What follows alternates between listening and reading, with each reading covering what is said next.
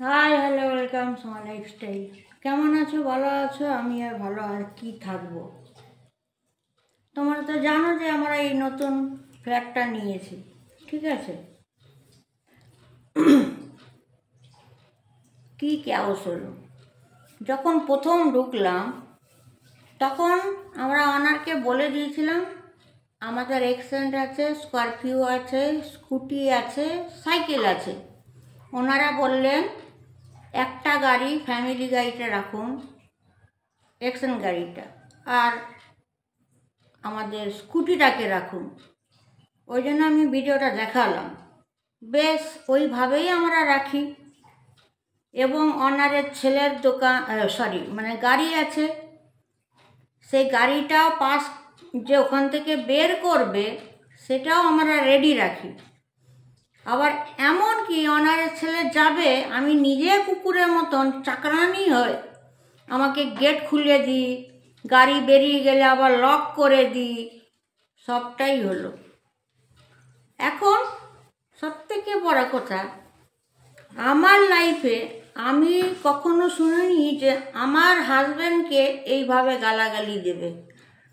আমার একটা নীতি তোমরা জানো যে আমি ছেড়ে কথা বলি না। ভালে আমার হাজব্যান্ড আমার না সাথ দিক, ছেলে না দিক, মেয়ে না দিক, কিন্তু আমি এক নাগারে সকলের জন্য লড়ে যাই। আজ পর্যন্ত বিয়ে হয়ে আসার পর আমার হাজব্যান্ডকে এত বড় ল্যাঙ্গুয়েজে কথা বলার হিম্মত কী করে হলো? 2 ঘন্টার মধ্যে ঘর খালি করো, 2 ঘন্টার মধ্যে অমুক করো, 2 ঘন্টার মধ্যে এখনই বেরিয়ে যেতে হবে। আরে যারে বাবা, আমাদের টাকা আছে, বেরিয়ে যাব। কিন্তু এই যে মূর্খামির কথাগুলো, জলের ট্যাঙ্কি শেষ, হেনা শেষ, প্যানা শেষ, এই কুকুর আছে, এই আবার এইদিকে কি গাছে জল দিতে হবে, উঠোন পরিষ্কার করতে হবে, এভরিথিং আমরা সব করি। হুট করে কল করে হাজব্যান্ডকে যা তা স্ল্যাং ল্যাঙ্গুয়েজ বলে বলছে 2 ঘন্টার মধ্যে ঘর খালি করো। মেয়ে রেগে ফায়ার। 2 ঘন্টার মধ্যে কেন করব?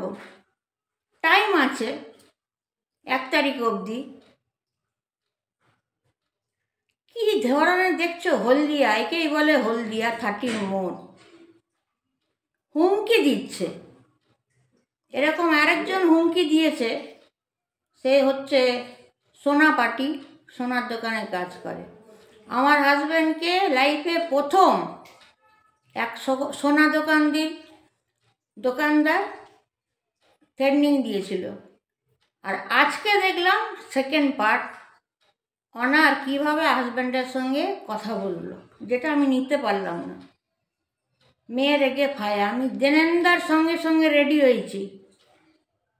কিসের ভয় দেখাচ্ছে আমি নিজেও বুঝে পাই না। কি বলবো আর বলো। চলো সঙ্গে থেকো। যাই হোক, ছোটো ছোটো আমি ব্লগ ছাড়বো। লাইক, শেয়ার, কমেন্ট, সাবস্ক্রাইব করবে। Take care, by.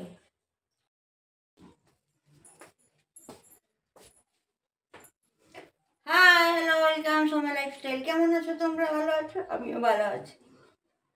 চলে এলাম একটা বাংলা ব্লগ নিয়ে। গাটা ধুয়ে এলাম, তো ভাবলাম তোমাদের সঙ্গে একটু হলে একটু কথা বলি।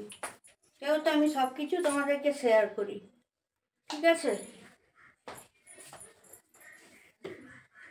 আমি না পৃথিবীতে অনেক মানুষ দেখেছি যারা রেন্টে ঘর দেয়। আজকে একটা জিনিস ঘটলো, তোমাদেরকে সেটাই বলবো, যে 70 পার নেই।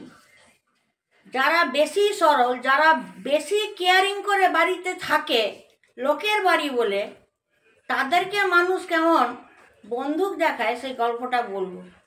মেয়ে প্রচণ্ড রেগে আছে, ছেলেও প্রচণ্ড রেগে আছে, আর আমি তো আছি। কেন মনে হচ্ছে, ছাড়া বললাম না, গুরুজনকে অপমান করতে চাইও না।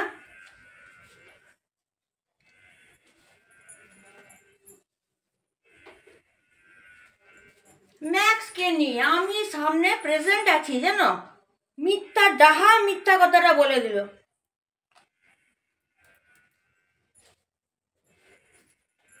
আমি বলবো এই কাহিনী আমি তোমাদের বলবো, চলো সঙ্গে থাকো। হ্যাঁ, দেখো তোমরা, আমি তো এগুলো আমি একটা একটা করে দেখাচ্ছি। দেখো একটা ডাইনিং টেবিল, ওকে। আচ্ছা, এখানে দেখো ফ্রিজ আছে, ওখানে টিভি আছে, ওখানে আমার হাজব্যান্ডের ঠাকুর আছে। ঠিক আছে, কেন দেখাচ্ছি তার উত্তর দেবো।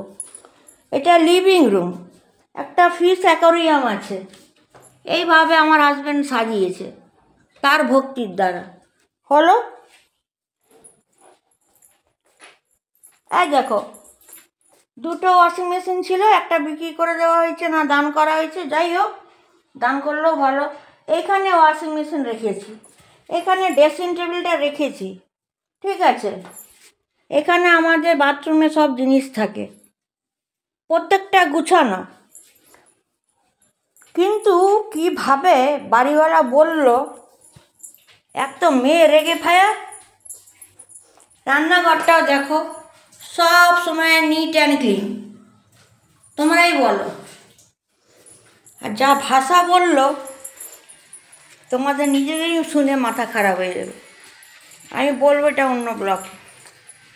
তো রেখে বাইরে পালিয়ে গেছে শুধু মুধু এই ম্যাক্সটাকে নিয়ে। সালা মানুষ না, কে রাইট দিয়েছে আজে বাজে রাফ টকিং করার জন্য? আইনত নিয়ম নেই একটা, তুমি ফ্যামিলিকে গালি দিচ্ছ। এবারে দেখো, এই রাস্তাটা পরিষ্কার, আমরা কাপড়গুলো এখানে মেলি। এই দেখো গাছ এখানে রেখেছি তুলসী মঞ্চর কাছে।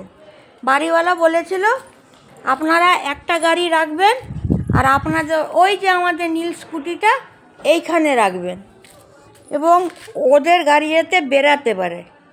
ঠিক আছে, সবটাই নিট অ্যান্ড ক্লিন করে রাখা। কিন্তু তারপরে কি যে বলছে তারা জানাচ্ছি।